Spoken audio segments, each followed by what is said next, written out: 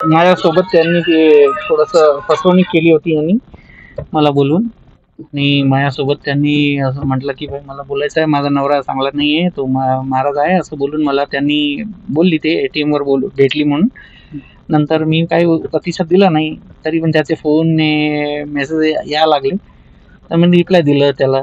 नंतर त्यांनी मला त्या म्हणलं की ठीक आहे माझा नवरा नाही आहे तर तुम्ही या आपण बोलू, असं मला बोलायचं आहे तुमच्यासोबत.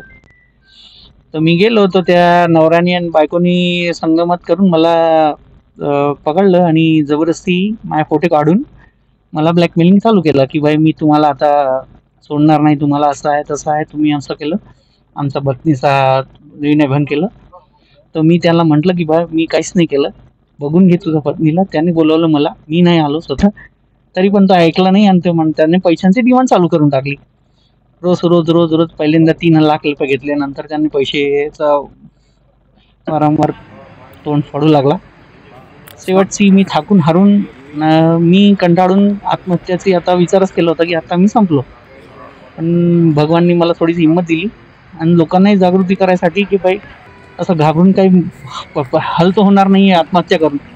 म्हणून मी असं हिंमत करून पोलीस स्टेशनला त्यांची तक्रार दिली आणि त्यांना अटक केली. काही त्यांनी तर मला माझ्या गाड्यात धाका टाकला आणि नंतर मला ते कुंकू लावला आणि त्यानंतर मी मला काय समजत नाही की त्यांनी मला असं काय केलं. त्याचं गाव खराब डोरे.